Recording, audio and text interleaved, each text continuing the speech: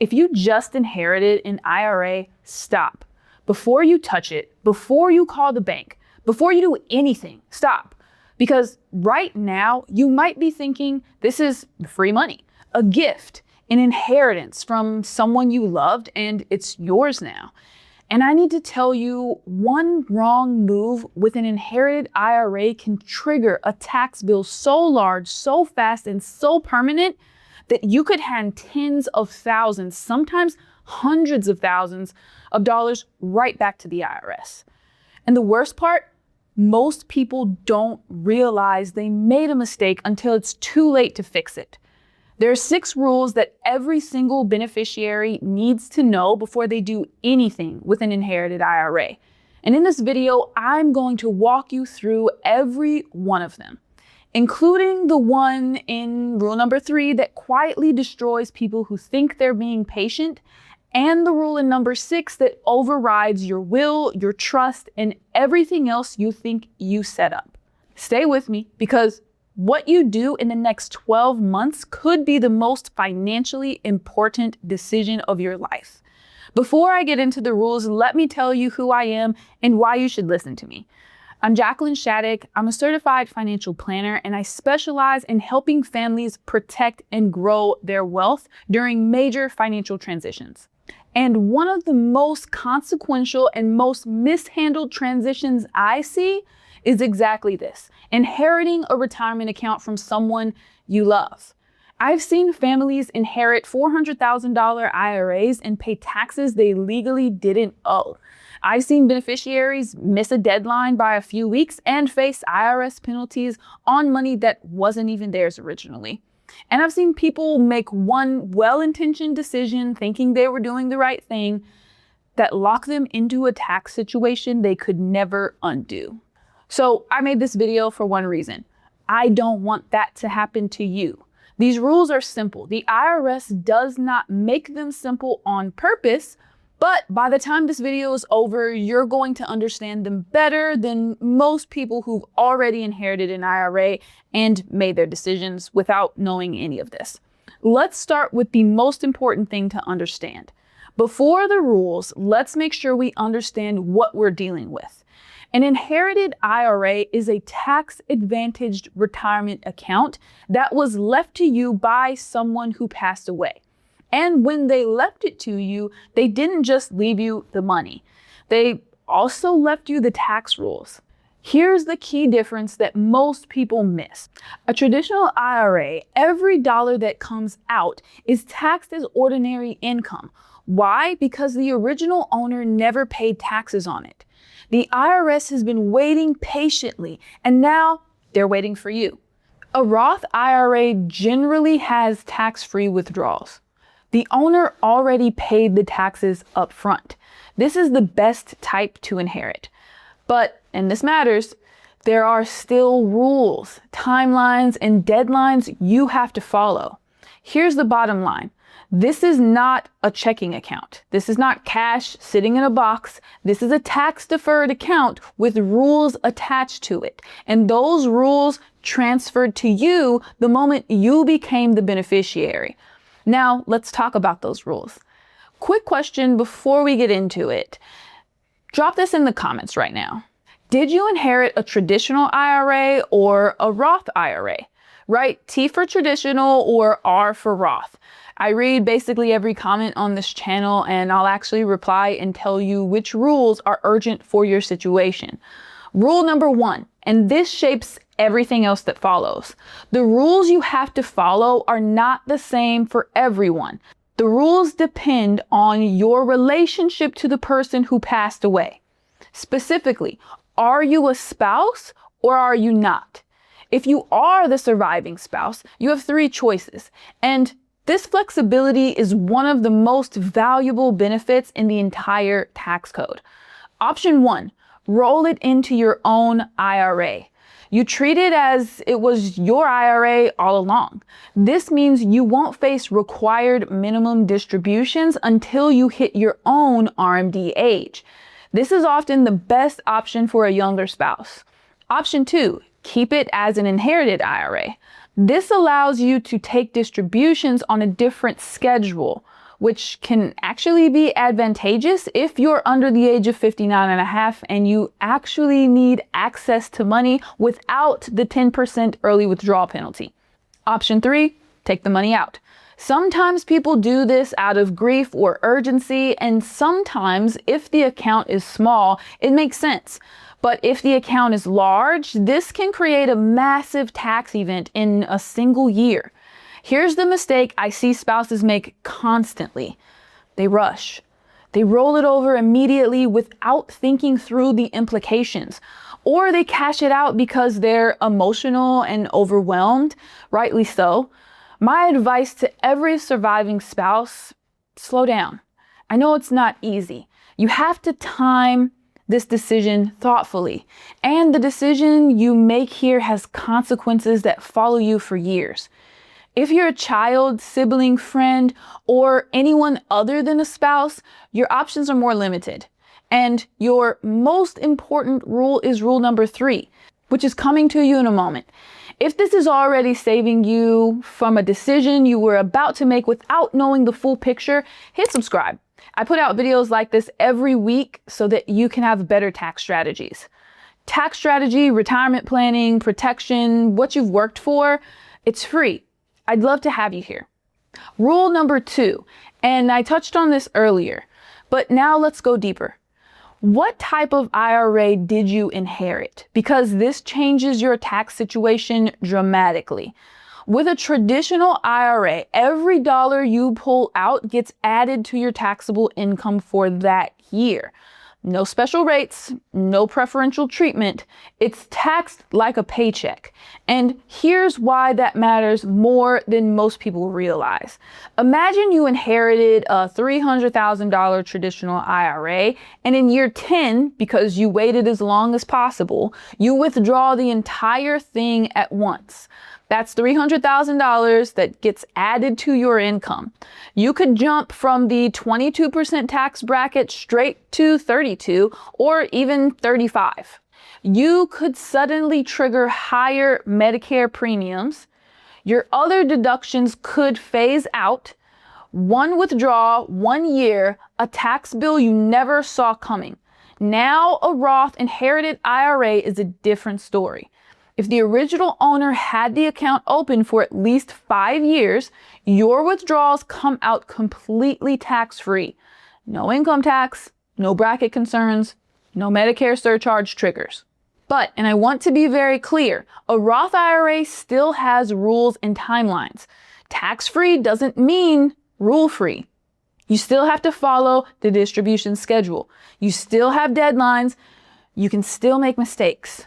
There's also something called the estate tax deduction, and this is the one almost nobody asks about. If the estate paid estate tax on the assets that were left to you, including the IRA, you may be entitled to a deduction on your withdrawals. It's called the income in respect of a decedent deduction, or IRD. Most beneficiaries never claim it. Most accountants don't bring it up unless you ask, and it could mean real money back in your pocket. My advice, if the estate was large enough to pay estate tax, ask your CPA or your financial planner directly. Is there an IRD deduction available to me? Those 4 words could save you thousands. Before we get to the rule that trips up more people than any other, drop a comment and tell me, did you know about the estate tax deduction before the video? Yes or no? I'm curious, how many people have heard of this deduction? Rule number 3, and I want you to pay close attention here because this is the one that quietly destroys people who think they're doing the right thing. If you're a non-spouse beneficiary, a child, a sibling, a friend, you are almost certainly subject to what's called the 10-year rule. Here's what it says. You must fully empty the inherited IRA by December 31st of the 10th year after the original owner's death. 10 years. The account must be at 0. Now, most people hear that and think, okay, great, I have 10 years. I'll just wait until year 10 and take it all out then. That is the trap. Let me show you why. Let's say you inherit a $400,000 traditional IRA. You don't touch it for 9 years. The account has grown. Now it's worth over $500,000. In year 10, you have to take out all of the $500,000 in one calendar year. It gets added to your taxable income in that year. Let's say you already earn $80,000 from your job. Now your total income for the year is about $600,000. You jumped into the highest federal tax bracket. Your effective tax rate on that IRA money, it could easily be as high as 35 to 37%. You just paid $182,000 to $192,000 in federal taxes on money that, with a proper withdrawal strategy, could have been taxed at 22%. The difference, tens of thousands of dollars, gone permanently. Instead of waiting, you strategically pull money out each year during the 10-year window. You manage that amount so that it doesn't push you into a higher tax bracket. You stay in control of your tax situation instead of letting the deadline control you. This is not complicated, but it requires intention. And it requires you to actually plan ahead, not wait until year 9 to think about it.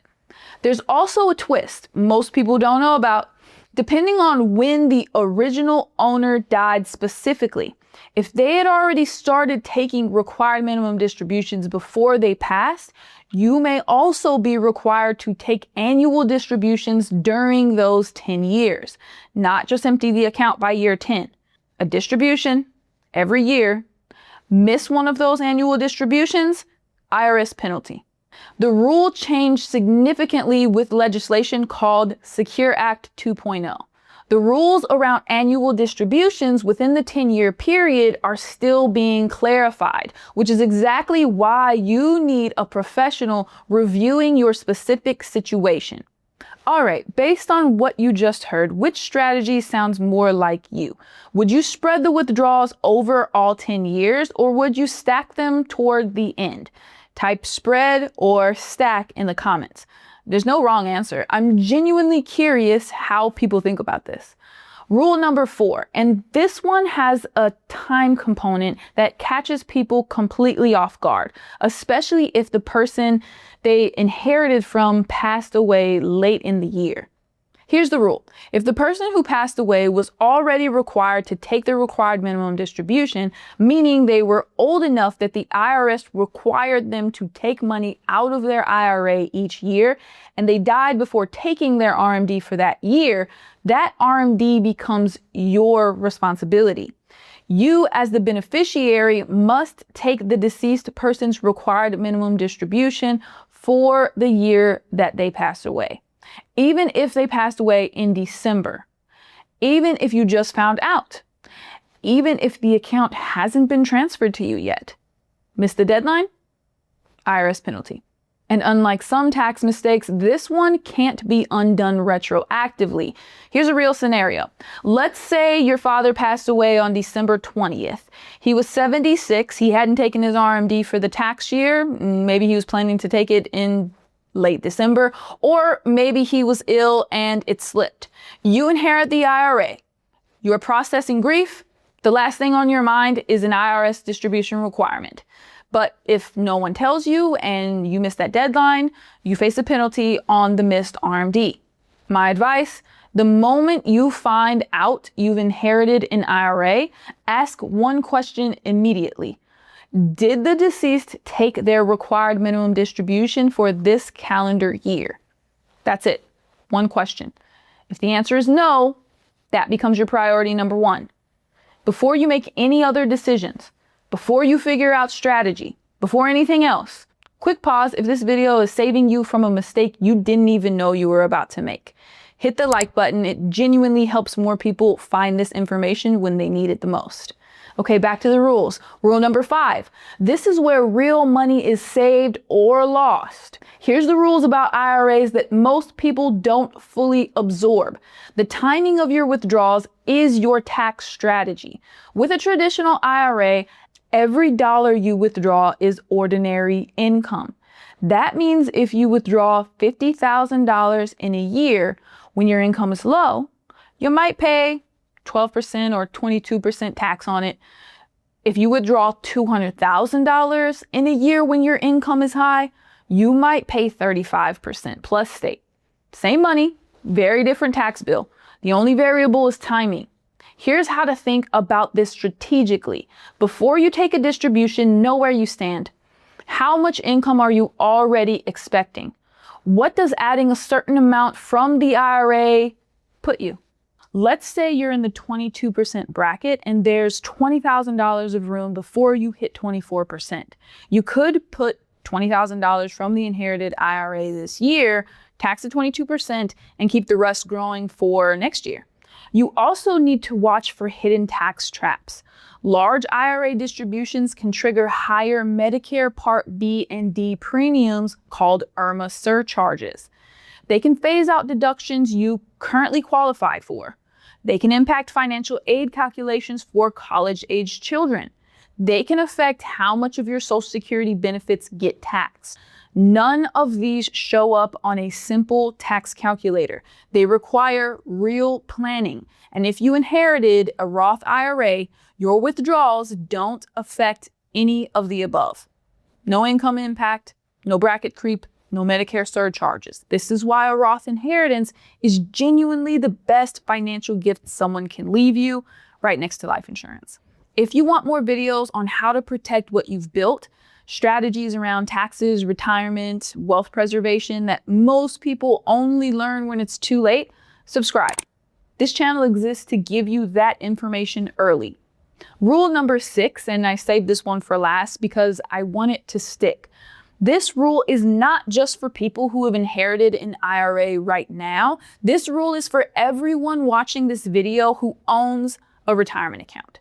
Here it is. The beneficiary from your IRA overrides your will. It overrides your trust. It overrides everything. If your IRA has an outdated beneficiary form, or worse, no beneficiary form at all, your wishes about who gets that money may be completely irrelevant. Retirement accounts, IRAs, 401ks, 403bs pass to whoever is named on the beneficiary form, not whoever is named in your will, not whoever your spouse assumes is going to get it.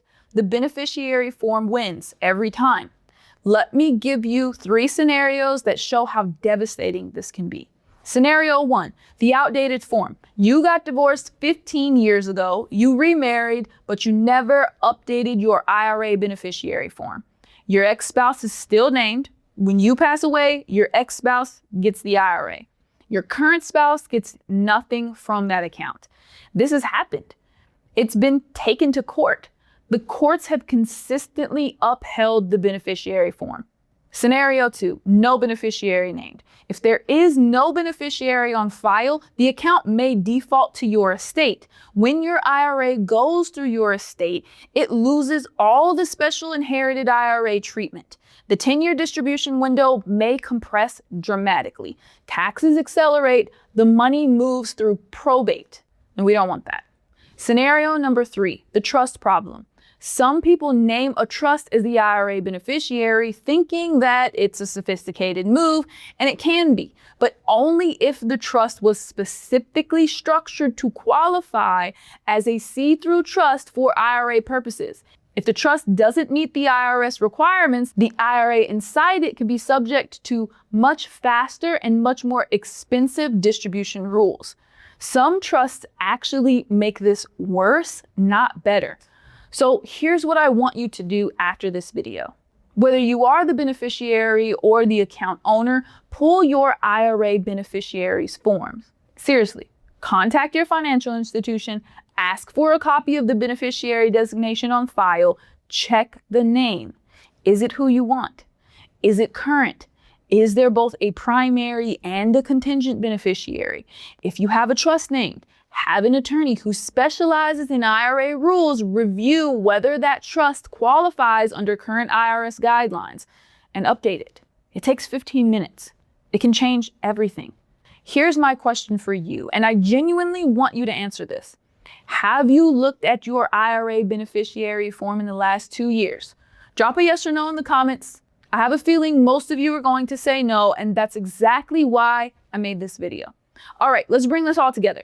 If you are a beneficiary who has inherited an IRA already, here's your 5-step action plan. Step 1, do nothing fast. Don't cash it out. Don't move. Don't sign anything. Give yourself 48 hours to breathe and get the right information.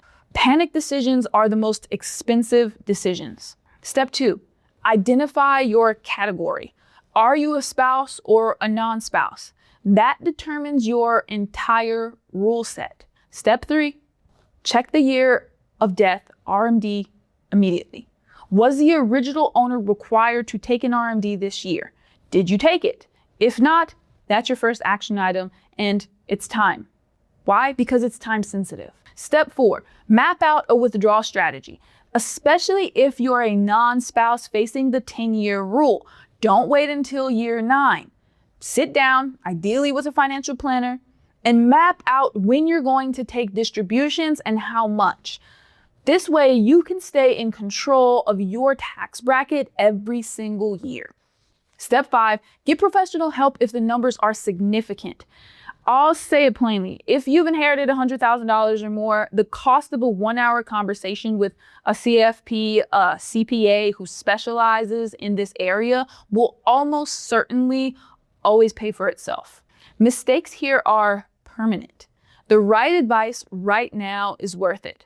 Before I let you go, here are the 5 most expensive inherited IRA mistakes I see. Mistake 1, cashing out the entire account immediately, triggering a massive tax bill in a single year that could have been spread over decades. Mistake number 2, waiting until year 10 to take everything out. Same problem, one huge taxable year when you could have managed it. Mistake 3, forgetting the year of death, RMD, a time-sensitive obligation that carries penalties and that nobody tells you about automatically. Mistake number 4, not claiming the estate tax deduction, free money that most accountants won't bring up unless you specifically ask. Mistake 5, never reviewing the beneficiary form on your own retirement accounts, meaning the mistake compounds into the next generation. Which of those 5 mistakes scared you the most? Drop the number in the comments. 1, 2, 3, 4, or 5. I want to know which resonates. And if you're currently dealing with any of these situations, describe it in the comments. I'll respond. Here's the bottom line that I want you to walk away with. An inherited IRA is not free money, but it doesn't have to be a tax disaster either. With the right information, the right timing, and the right strategy, it can be exactly what the person who left it to you intended it to be.